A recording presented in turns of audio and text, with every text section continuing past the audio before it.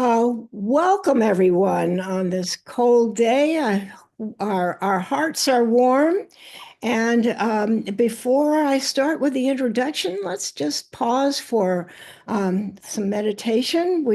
Job tells us that wisdom is with the aged, and the understanding in length of days. Psalms tell us that they will still bear fruit in an old age. They will stay fresh and green. Second Corinthians 4:16 tells us, therefore, we do not lose heart, though outwardly we are wasting away, yet inwardly we are renewed day by day. Loving God, thank you for the gift of life and for walking with us through every season. Grant us wisdom to embrace the process of aging with humility, trust, and hope. Thank you, God, for this community of faith and for Venus Masselam, who is sharing her wisdom, caring, love, and love so generously with us. Amen. And I should have said Masselam. Apologies, Venus. It's with Carol, great, not to worry. Just stick with me. great, You're in great shape. great, really honored that I introduced Venus, who has been a part of the faculty and participant of the Washington School of Psychiatry for over 15 years. She has been a psychologist in developmental psychology for almost a lifetime. She started with adolescents, has worked with family work, and actually her career has followed the developmental stages. Um, I don't want to take our time up any farther before I turn this over to you, and she will explain that we welcome participation and encourage it, but do mute yourself until she gives you a chance. She'll stop to give you a chance to comment. Thank you, Venus. Thank you, Carol.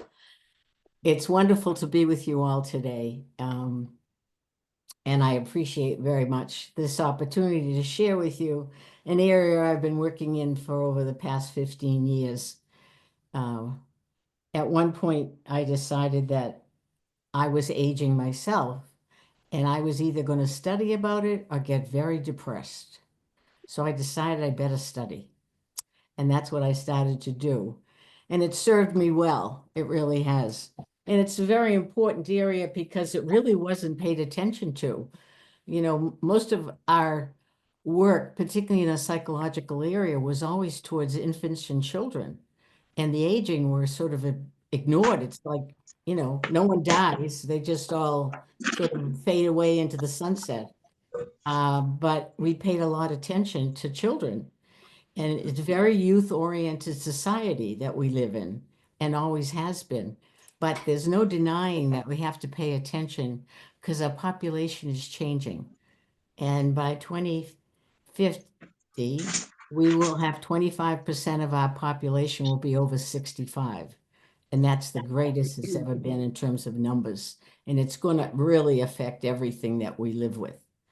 So with that, I want to just talk about the fact that I'm talking today only about defining and assessing the adult aging stage. And that's what I call it, the adult aging stage. And my objectives is to help you explore and understand why we're even talking about it. And I want to make a recommendation. If you have a piece of paper and pencil around, as I go through my talk, if there are things that strike you or that you get stuck with that you really want to talk about, someone has something on. So if you would please, I think that could be John Gaffney. I don't know. But anyway, mute yourself as you come in. Be sure you are muted. Thank you. Let's see, what was I saying? I have to think.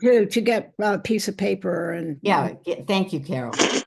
Get a piece of paper and a pencil to write down what impacts you, what you're concerned about, because this applies, what I'm talking about, it doesn't just apply to aging parents. It applies to all of us because we all age.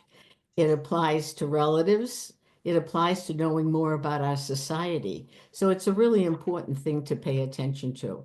I know even in my own field, there's been a tendency to not want to have to talk about it.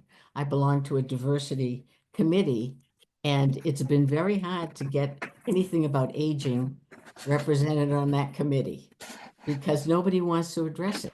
Matter of fact, I remember one of my colleagues, who was a well-known name in psychology, said to me, Venus, why are you studying? It's so boring. We're all doing it. Well, I decided it was going to help me get through it in better shape, and I'm not sorry I did it. So, anyway, what I'm going to do is talk about the changes that are happening, the fact that it's now a developmental lifespan, that aging is included now when we talk about development. And the fact that this is a discrete, the aging adult is a discrete stage, just like adolescence, just like any other stage.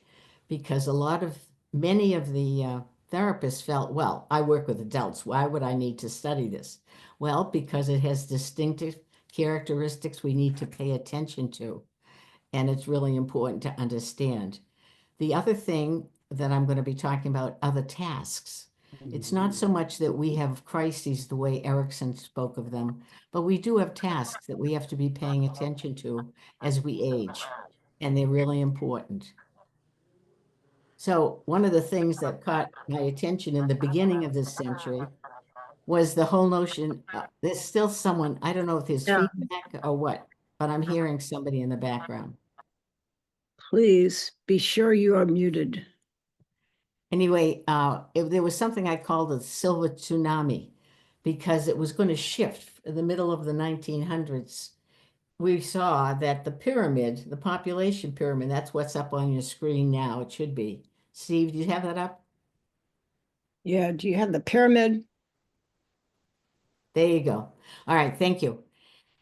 You can see that in the 1950s, it was like a pyramid, the population. The men are on the left, the women are on the right, of course. And then you can see what's going to happen when it goes from a pyramid into a rectangle by 2050 with an expansion of all the developmental ages all the way up, which wasn't the case earlier. And also that represents people in the workforce. And a lot has been impacted by the immigration that's happened, which we could not have survived without. So this is what's pushing us, the actual physical changes. There are changes going in every direction. Marriage in the 1950s was, if you were looking at households, was about 75% of the households. Now it's more like 30. I mean, it's just changing. People are choosing not to marry. People are choosing not to have babies. And single parents are choosing to have children if they wish. Women, with the onset of birth control and their ability to work and do all kinds of things, has really changed the workforce and how we think about things that should be happening. I know in Boston, the mayor, the young Asian mayor, has just delivered a baby girl, and she was pregnant through her political career. And she wanted to do that as a representative to say there isn't any area that women who are pregnant can't participate in. So there's a big shift in how we're perceiving ourselves. It's really important. And, single parents, cohabitation, and unmarried parents bring up issues in way for the children and all kinds of legal issues. There are also major diversity changes affecting the laws, economics, advertisements. I remember growing up, you never saw anyone of different colors in the same ad, and that's not the case any longer. There are cultural changes, ethnic, religious, gay, and bisexual. And what started to happen that was useful, the research advances that came out before the beginning of this century started to say that aging could be successful. It wasn't something to be eschewed or not paid attention to, that it was useful to know about it and to pay attention to it. And we needed to do that. And now, death became connected with old age, as though it doesn't happen at any other stage, which is absurd. The other thing was that in the earlier days in our country, that people died within their homes on the farms. People understood dying. It wasn't something to be avoided and feared. But with this last century, when dying got shifted to the hospitals or managed care or, different places, people wanted to be able to ignore it. Well, it hasn't served us well. And what is going on now is that more people are shifting towards wanting to be dying in their own homes. Okay. And one of the things that's come out of that, I think Alvin mentioned living in the villages in Florida, but there are villages being created all around our own neighborhoods. Chevy Chase has one, Bethesda has one. And the purpose of the villages is to help people age in their homes. So if you live anywhere near a section of your area, find out if there's a village near you, because they can help if people need rides or whatever else is going on. So this is why we're looking at this. All right, so longevity requires that we pay attention. Older adulthood is the longest developmental stage with limited proactive psychosocial struggles. So what does that mean? Okay, so if you think of the aging adult from age 55 up, and it can go on. Now, we know there are a lot of people at 100. That's a long time to be stuck in one stage. And what has happened is they're looking at the phases within the stage. And so there's no evident biological task for us at the older adult. The older adult has matured, worked, perhaps has launched children. Now there's no clear additional social responsibility. And a lot of people would like to just shift the older adult off into the sunset. This stage requires taking care of one's own physical, mental, and social life in order not to be a burden for as long as possible. This stage also allows for thriving along with surviving as the goal. So when I talk about the lifespan perspective, development is lifelong, and that's what they're acknowledging now. And it's constructed through biological, sociocultural, and individual factors all working together. It isn't one thing or another. Initially, when they used to talk about aging, they only used physical health as part of the definition, and they know they can no longer do that. Developmental psychology is a scientific study of how and why we as human beings change over the course of our life. The field is expanded to include adult development, aging, and the entire lifespan. So you think of it, it's expanded to include adult aging, and that wasn't a given, because the focus in our country has consistently been on youth and children, etc. Well, let's see, did I go too far? Okay, wait a minute. All right. So the lifespan developmental psychologist, there are two people who are very important in terms of their impact on the whole notion of assessing and defining us. Bernice Newgarten was out at University of Chicago in social psychology, and she noticed in the middle of last century that longevity was happening. So she paid close attention to it. And she noticed that very often transitional phases were marked by change, downsizing, retirement, disability. And I'll tell you, nothing hits people more than when there's a physical disability or impact. When someone first has to have a surgery, they suddenly take very different view of what's available, what's going to help them survive through their surgery, how they're going to manage in society. I mean, when you come out after you've had bunionectomies and you are worried about people stepping on your feet in crowds, you become very conscious of what's going on around you, whereas before you had no thought about it. So she paid attention to this longest life stage. Then Paul Baltes, and I'm going to go on to explain their theoretical frame, promoting the lifespan orientation of human development. He was also a theorist in the field of psychology of aging. And his whole thing is our entire life is adapting to lifelong losses. We don't like to think like that, but guess what? That's the reality. Okay, so what did Bernice come up with? Bernice, in defining the aging adult in 3 transitional phases, called us the young old, 55 to 74. The old is 75 to 84, and the oldest old is 85 plus.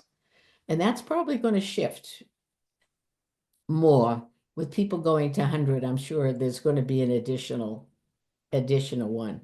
There was a fellow that worked with the housing for the elderly in DC, and the way he defined the different groups was he said, first, there's the young group, they're the go-go group, and then there's the old group, and they're the go slow group, and then there's the oldest group, and there's the no-go group.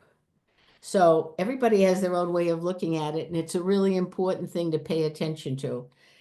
And remember, I want you to remember that these are only guidelines. We are not talking about rules in concrete.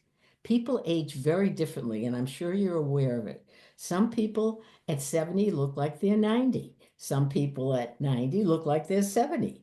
So you can't really just be talking about chronological age. It just doesn't work.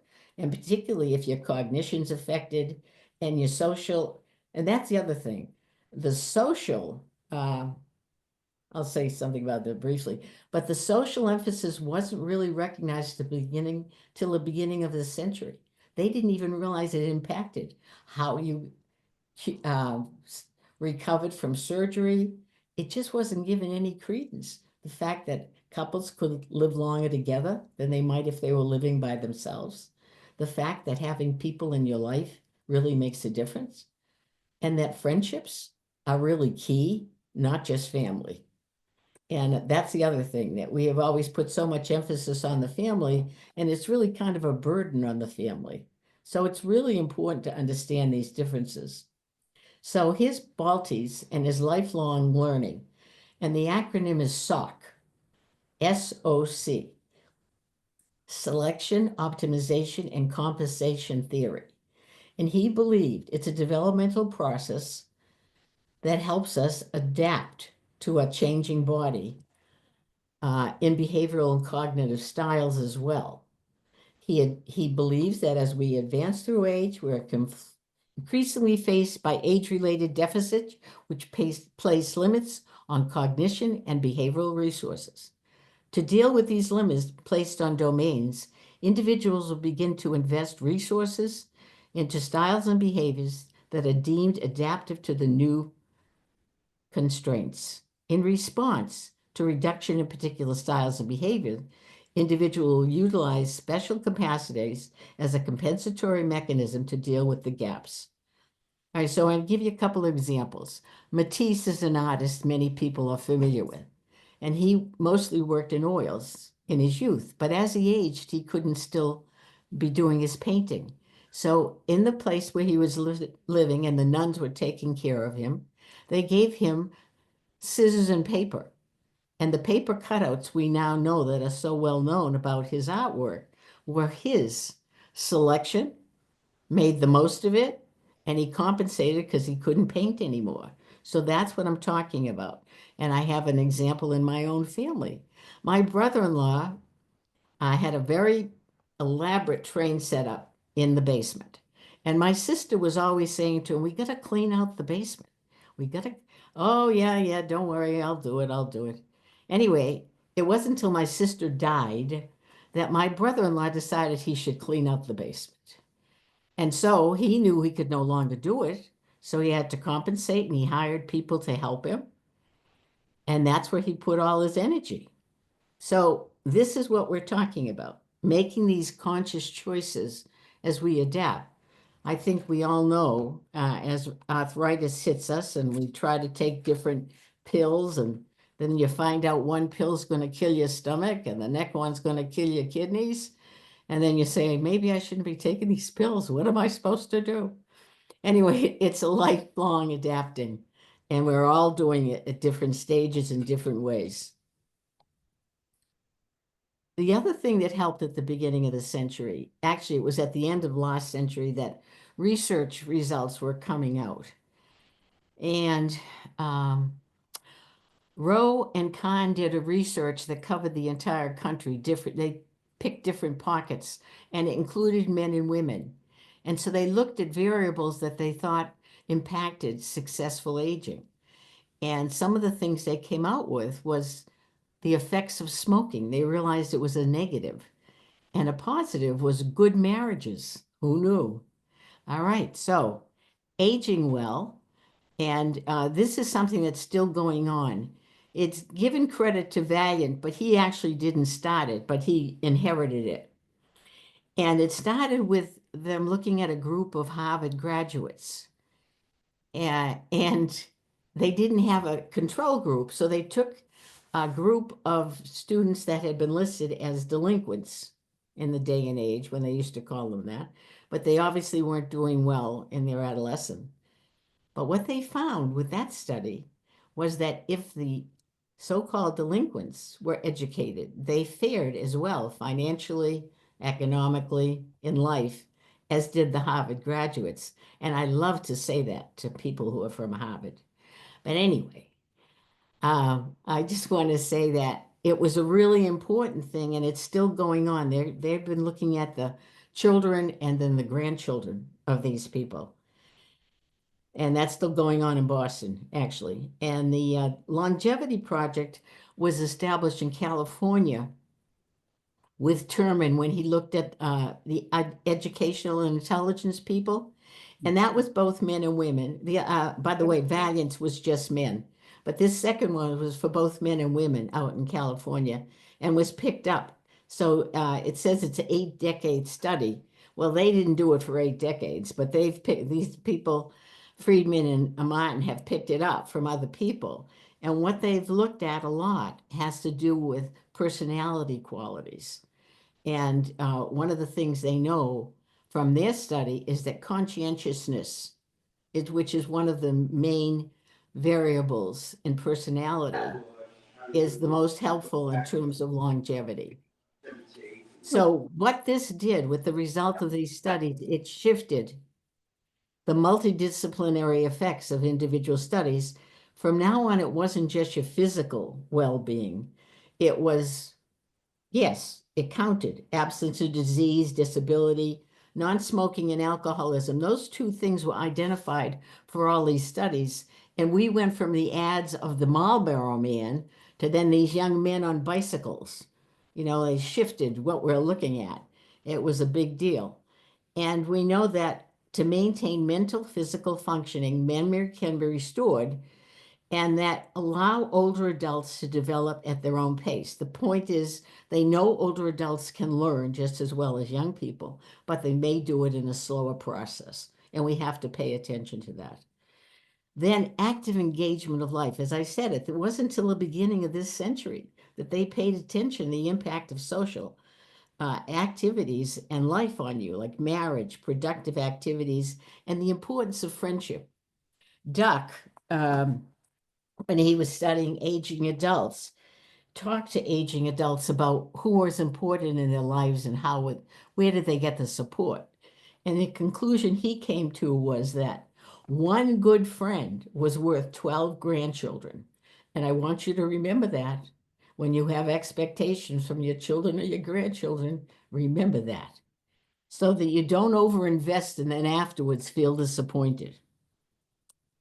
Okay, so what was looked at as well, Erik Erikson, many of you, doesn't matter what field you're in, are familiar with his stages. He and his wife, actually his wife did a lot of work with him, but didn't get the same recognition he did, which wasn't unusual then or now. And look, I just want you to pay attention to the last one, which says 8, maturity, 65 to death. Well, if you think 65 to 100, 35 years, that's a long time to be in one particular lifelong stage. And they saw ego integrity, in other words, feeling good about yourself and who you were, versus despair. Well, they stopped studying about the different ages when they started to age because they were so disgusted with their own bodies and how they were changing. So, I mean, that tells you how much even our studies are impacted by our own reaction to ourselves. All right. So this is something that I've developed because there wasn't anything created for this. And I've looked at other people's definitions of tasks or crises. I don't call them crises. I just call them tasks for the aging adult stage in the 3 transitional phases. So as far as I'm concerned, all phases is living versus existing. Then mutuality and reciprocity, that means having friends, paying attention, nurturing relationships versus isolation and bitterness. You know, we can all get sad and say nobody pays attention to me, but if we're not paying attention to anyone else, we can only blame ourselves as well. One other thing that's true through the 3 phases is generativity, which is giving back to your family, society, culture, whatever you want to talk, versus emptiness. The next one that I put in there is one I think is very important and one I think our society needs to develop and hasn't. And it comes from the social sciences. It's called anticipatory socialization. And what I'm suggesting is that we need to plan for death versus a confusing vacuum. Rather than denying its existing, let's get on board with figuring out how to make the most of our lives, how to make the most of how we die, and the fact that we can, in fact, decide some things before we're dead. All right, so then I go on to say it's important to be living in the present with present and future fantasies versus just memories. Can you imagine just living on your memories for 35 years? That's ridiculous. Who would do that? So the other thing, actively mourning. In other words, accepting the fact that you are going to die. I mean, sometimes I'll have it hit me, and when I'm least expecting it, and I feel like I tear up and I don't know why. But it's because I know I'm not going to be around. I'm not going to know what happens to my grandchildren. And that bothers me a lot because I'd love to know, but I'm not going to be here through their lives.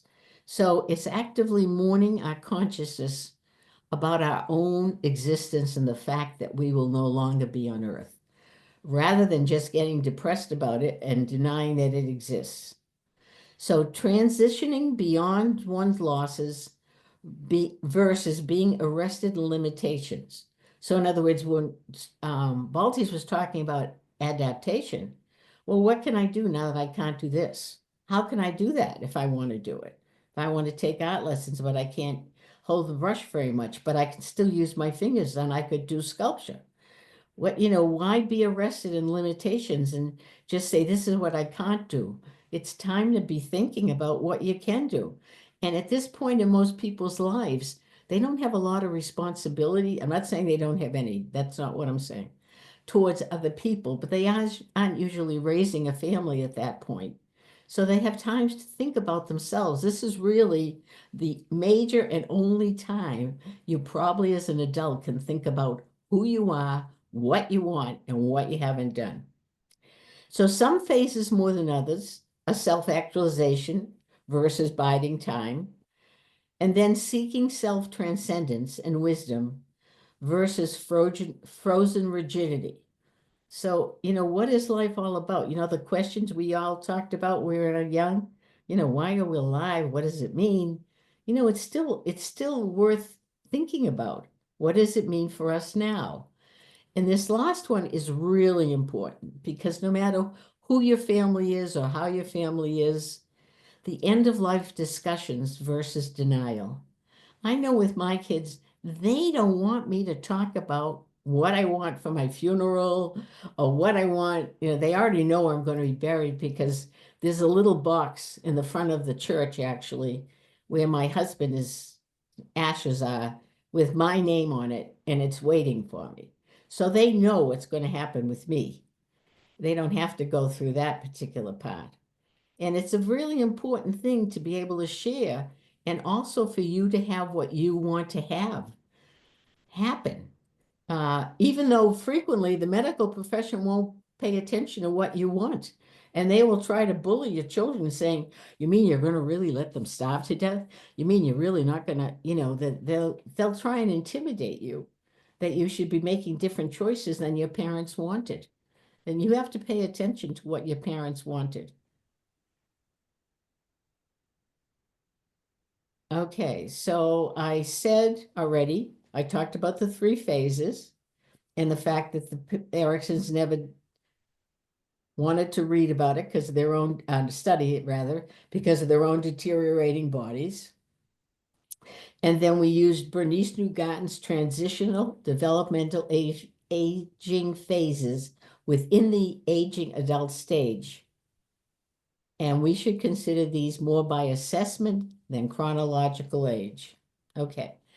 So what are some of the feelings that accompany advancing age? I think that most people can acknowledge, or maybe if at least to themselves, that there's an increased sense of vulnerability, fear, anxiety, joy, freedom, unknown, and what else? The thing about this field, it's wide open, and you, just like anyone else, can add to it for your own benefit and thought. It's not like it's all set. Really, so much more research has to go into aging because there's so little understood about it.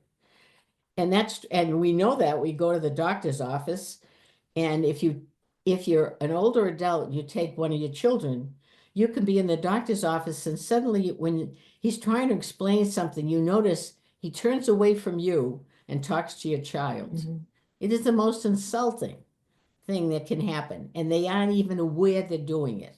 And it's really up to us to point out to them, you know what you just did? You just started talking to my child instead of me. And I'm your patient. Pay attention to me. And keep that in mind. You are your own best advocate and need to be. I remember when my mother was dying, she had had a stroke, and they were testing her to see if she was going to be okay for rehabilitation. And the psychologist who was testing her said she wasn't. And so I called the psychologist and said, well, what are you using as what's your basis for saying that about my mother?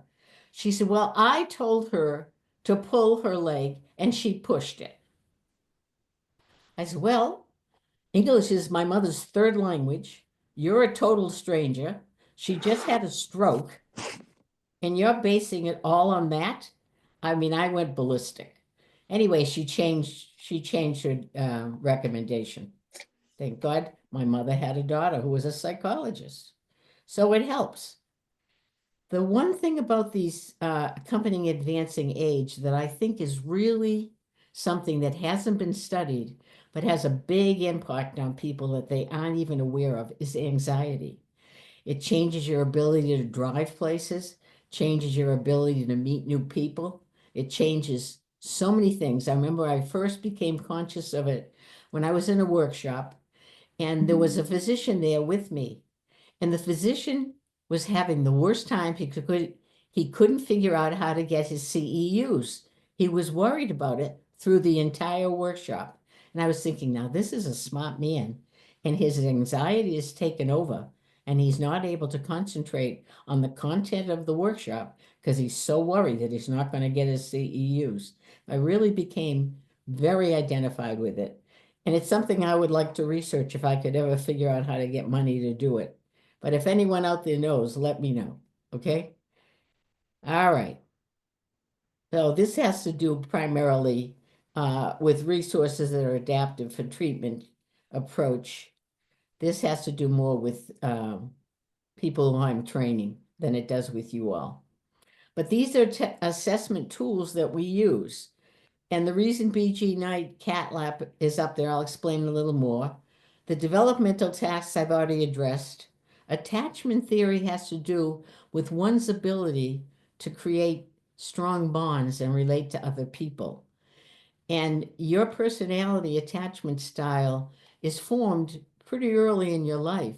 However, I believe, and many people now agree, that you can form new attachment personality styles as you age, and that it's our responsibilities, both as therapists and aging adults, to know that we can change how we attach to people and create new relationships that are helpful to us. Then there are personality factors. It used to be the big five. It took almost 75 years for the psychological industry to come up with five variables that they thought represented personality. And only recently, in the past 20 years, has H been added to it. It was ocean, and now it's hexaco. And I'll explain more about that in a minute. Well, countertransference and transference isn't a problem for you, nor is the efficacy of psychodynamic. All right, so what's CalTAP?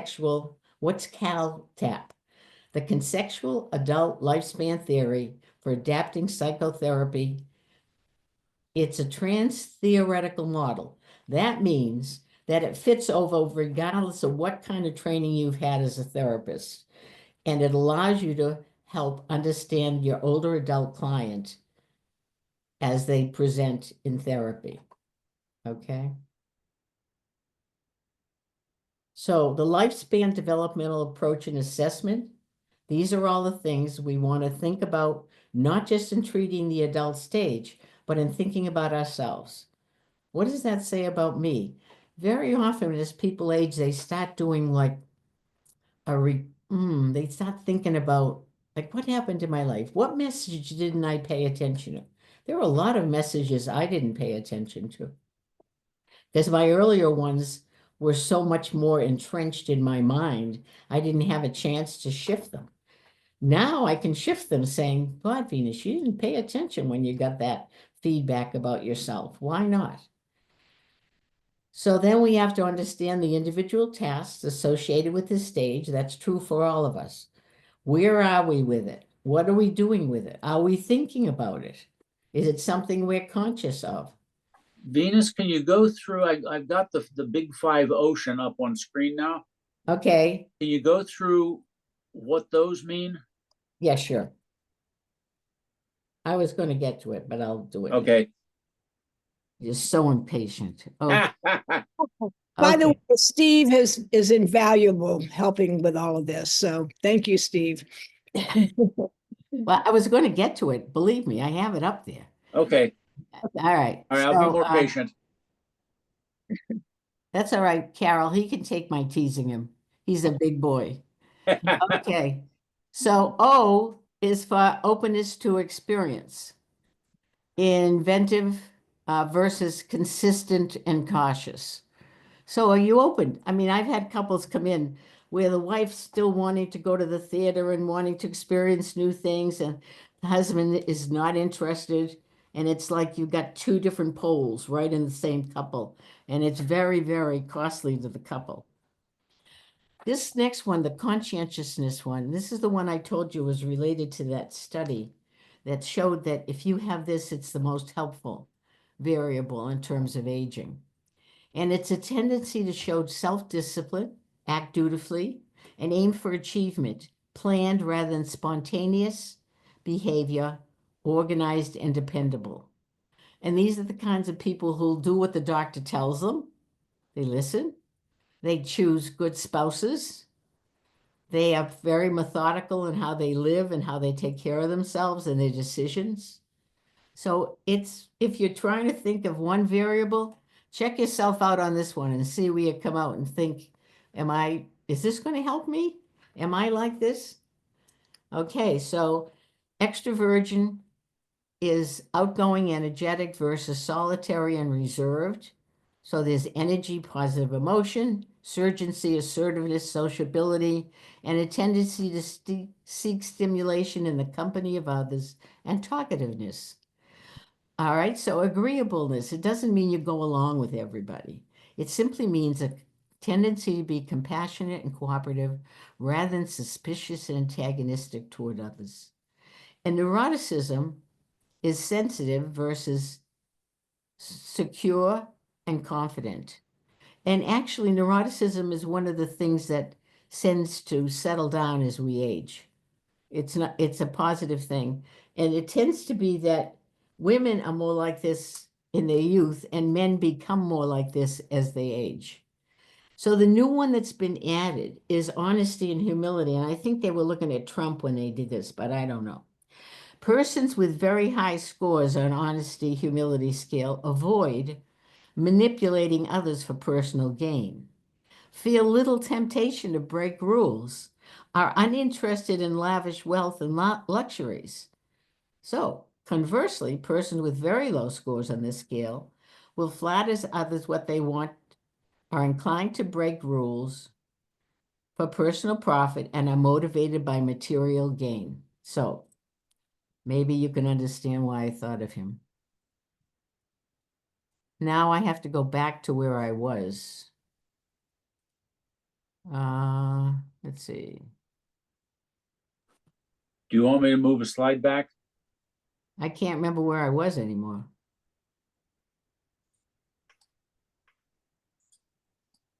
Oh, well, I'm going to just, let's see, where do we start? That was all. Actually, this is an okay time to, I'm just going to do the takeaway. The adult aging stage is a discrete stage with 3 phases distinctly its own. By 2050, 25% of the US population will be over 65, and it'll be the largest part of the population. Much research is needed to care for this population, and that's something I'm going to talk about in my next talk, about the fact that our caregiving and health services is not keeping up with the aging, and we are in serious distress as to what's going to happen. Then I want you to think about, how do you want to interact with this group? How do you want to interact with yourself? What does it mean for you? You know, have you thought about it? Have you been able to have discussions with your children? Or have your children asked you anything about it? And what more do you need to know? So I'm going to stop with this and open it up to questions.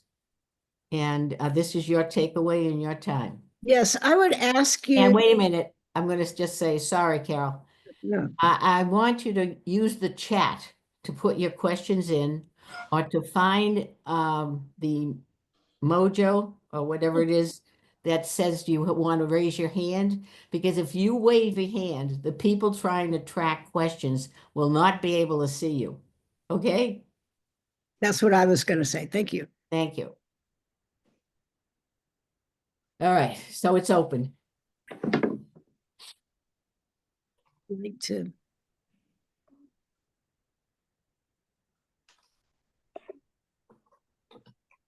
I have muted you, but I would ask you to use the chat first, or let me know that you have a question, and then I'll recognize you.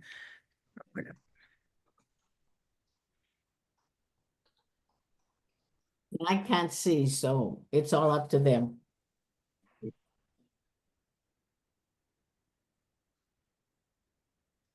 We're waiting. Okay, Ben Franklin has a question. Ben, if you'd unmute yourself. Yeah. Thanks a lot, Venus, for this. It's very, very interesting and helpful. I think things that we all need to think about. And I think it's opened up a lot of different issues that, you know, will bear further discussion. One would be the intergenerational nexus of being older. You had a very interesting data point that 12 grandchildren, one friend is worth 12 grandchildren. One good friend. Yeah. And That's true. then we also, though, need to interact with our younger generation about ourselves as we get older, with plans for the final days, etc. So it just seems to me that that's, you know, that it's going to be a balancing act that we have to deal with as we get older. And that was one of the main reactions I had among several with your presentation. And thanks again for what you brought us. Thank you for your question, Ben. It's really important. I think that the whole question, actually, we had a workshop on it here in the adult ed program on how to deal with this interaction, the intergenerational communication, because it's so important and very tricky. One never knows how it's going to be received or accepted. But I think if you have a general relationship with anybody, your progeny, your children, your grandchildren, about talking about things that are serious, like how they're feeling and being ill, and like if you had to go into the hospital, what did that mean? And could they come and see you? And how are you? And are you taking care of yourself? These are things you can talk about in a general way. And as Susan in her talk said, when you're in the car with them, whenever you have a chance, bring up these conversations, because that's a time the people can talk. They don't have to look at each other directly, but they're in close proximity and they can share their thoughts genuinely. So it's a really important thing to pay attention to. And it's important for us, well, if you're the aging adult, to communicate to your children that you are okay with talking about these things, that you know that your life is finite, but you don't want to burden them and you want to know they're okay with what's happening. And that's a very important message. And it may have to be that you bring it up multiple times before they're willing to talk about it. But if you're talking about it in a way that you're comfortable, they'll get the idea that it may be okay to go ahead and talk about it. So thanks for asking that. And So Venus, there have been a number of questions too. Okay. Thank you. First of all, Joni wants to make sure that maybe we can get a copy of your slides, and we'll work on that. Steve Fox wondered about the similarity between the ocean that you used and the Myers-Briggs. Oh, right. So if you and the Myers-Briggs, actually, I've never done a comparison, but I do know that the Myers-Briggs was not considered. They started in 1940, and it wasn't until almost 1980 before they came up with acceptance, looking at variables. They started out with over 200 variables, and they came up with the 5 that came out at a workshop in Hawaii that the psychologists were having, and that became the way they were looking at it until this more recent thing of the H. So they had nothing to do, to my knowledge, with the Myers-Briggs. Now, there may be a relationship of somebody who studied the Myers-Briggs to the personality. I am not that person, so I'm not going to even attempt to say anything about it. That's all I know. Okay, yeah. Then John Gaffney wondered to what extent the Japanese experience with aging has been incorporated or they're much more on tune. I mean, they actually have facilities in neighborhoods where people can exercise, where they go out of their homes and they're exercising. They're much more adaptable, have much more adaptive things than we have to considering. And they have a growing population that is aging very, very well. So they're very much in tune and they are ahead of us. And that's going to be true in a lot of areas. I mean, Europe is beating us. For example, they're talking about, they have developed small communities for people that have dementia or problems with memory, that people can live in those communities. They aren't put in a hospital, they aren't in managed care. They're in these communities where professionals are there to take care of them and watch out that they're safe. So, I mean, they've already started that, and we haven't started it in our country. Our country is not always ahead, just has big mouths, but not always action. Let me chime in a little bit on this. I've looked at Japan also some. Okay, good, thank you. There are a number of things where the Japanese are not doing things as well as we are, and they have real challenges. First, their population is aging even faster than ours. Mm-hmm. They've got far more people over 65 than they do under 18 now. Right. And that gap is increasing. They don't face the challenge of downsizing like we do, because Japanese houses to start with are very small. Right. But they haven't developed the kind of system that we have of senior communities where you can move in with other aging people for that mutual support and concentrated services. They're beginning to get it. And we have seen representatives from the Japanese government come and look at facilities like Riderwood and Maplewood to understand what our model looks like. And they depend much more on families for support than they do on government and other organizational kinds of support. But it's that rapidly expanding portion of the population that's the biggest challenge for them. And a large part of that is that they don't have the workforce to support aging people. They have almost zero immigration into Japan.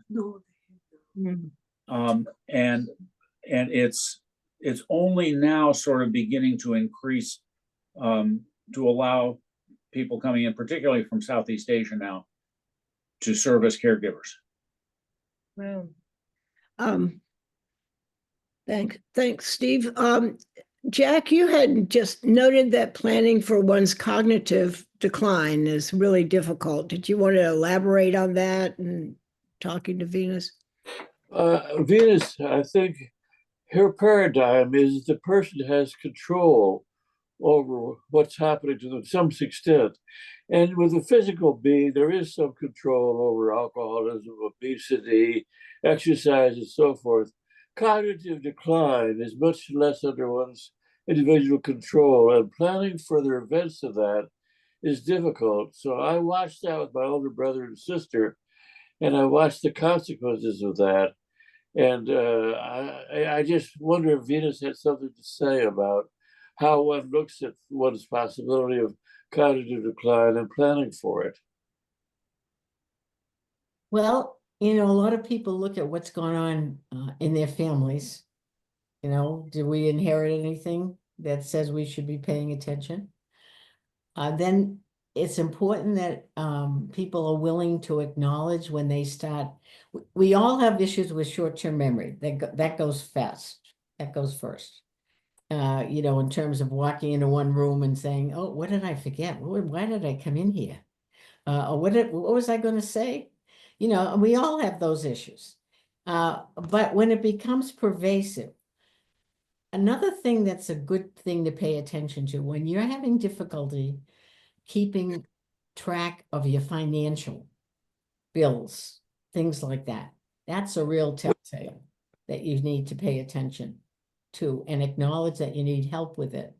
Now, there are things and methods and some medications that help with cognitive decline.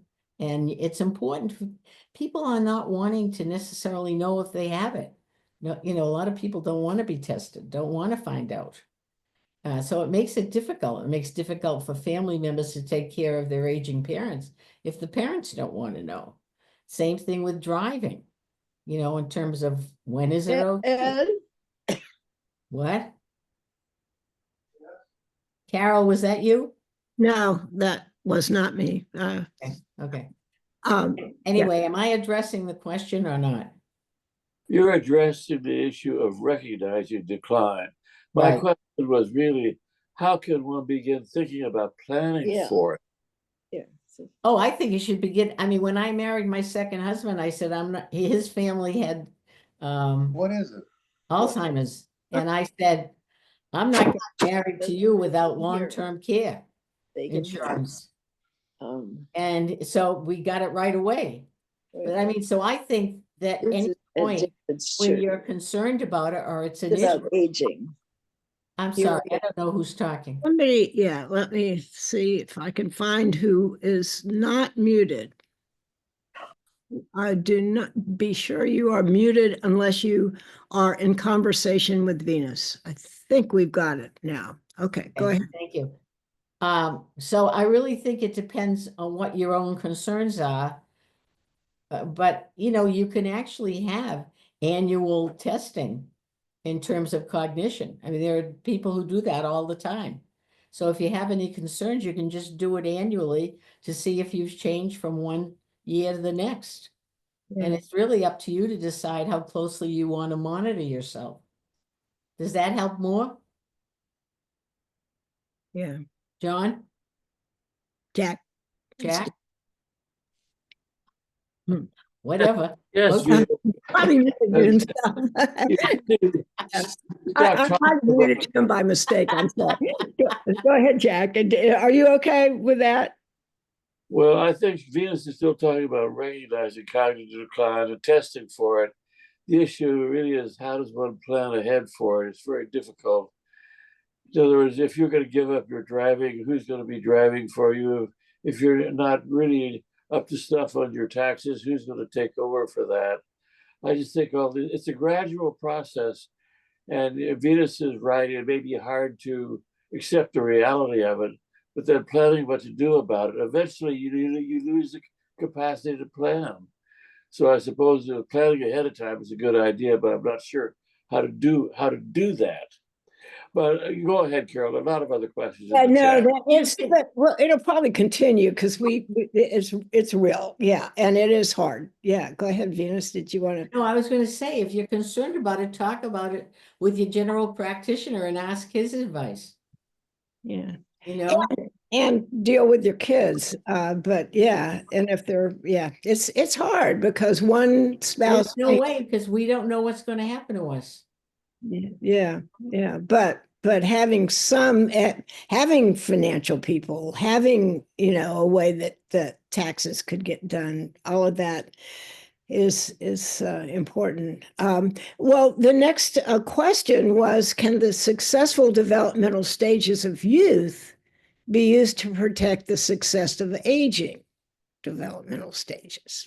Well, I don't think anyone's looked at it in that direct relationship. I don't think so. When I think about it, in terms of adolescence, frequently I used to become annoyed with my fellow practitioners when they would say that aging adults were like adolescents, and they should be treated thusly, which is not the case. They are definitely different. And it's only through ignorance that someone would say something like that.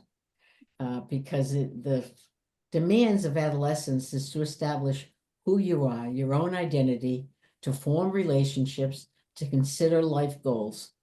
Very different than when you're aging. The major difference in aging is that you are on a physical downward trend.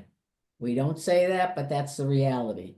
The beginning, we're growing up, advancing, having families, blah, blah, blah.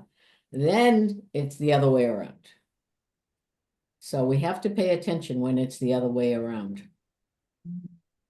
Albert commented that he's investigating a facility that includes independent living and goes through and then assisted living and memory care, so that you can transition. Do you want to? And there are things like that. There's something in Kensington that's like that. I mean, there are facilities around us.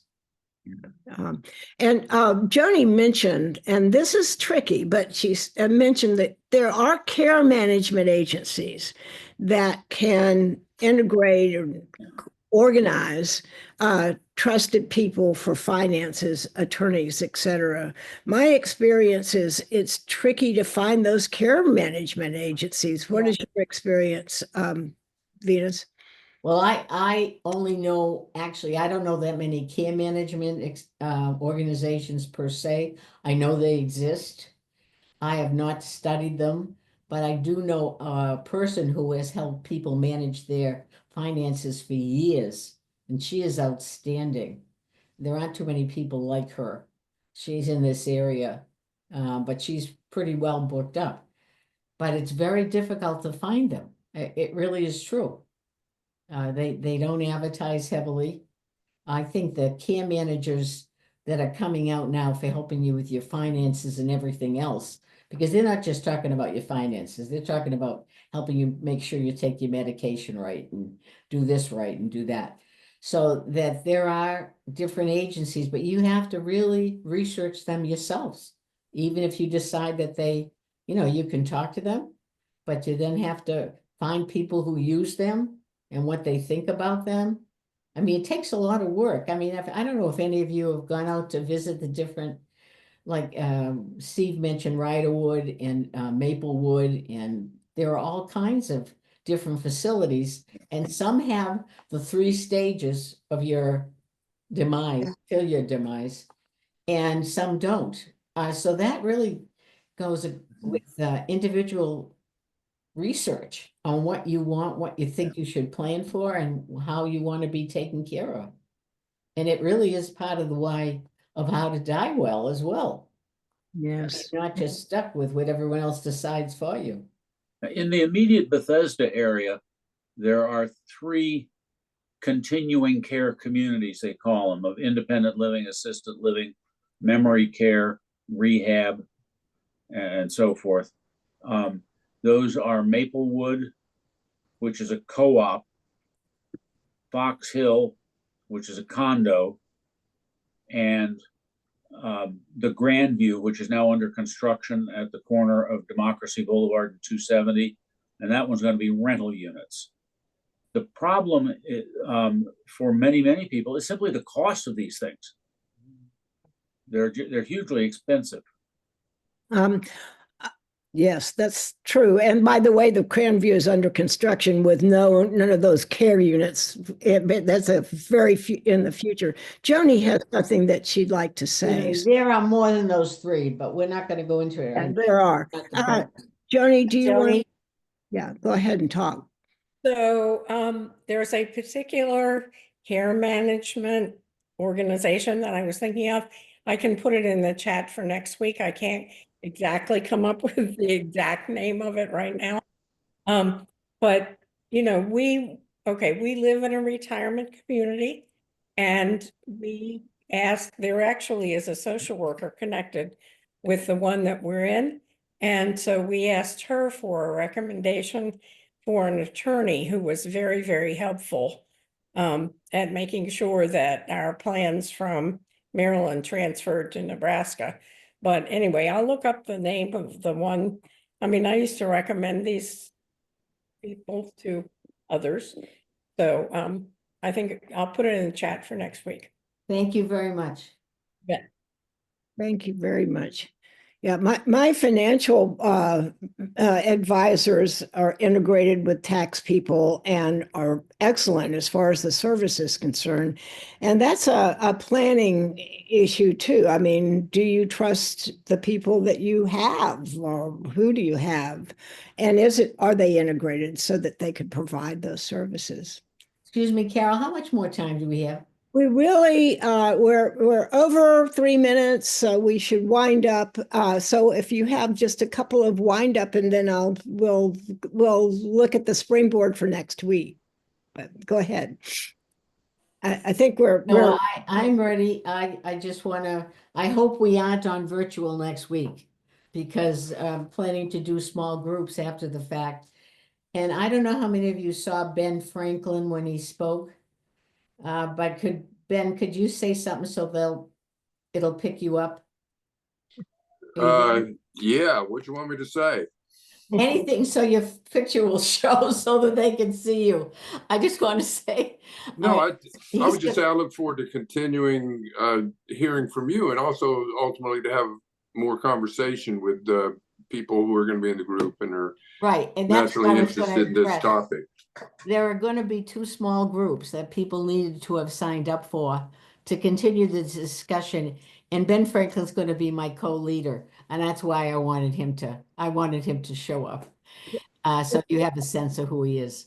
So yeah, because the groups at this point are full. Right. But if it wouldn't hurt to have a little waiting list just in case anyone gets sick, and we can change this. And remember, these are not long-term groups. They're just to help you focus and crystallize what you're thinking about based on the talks. Okay?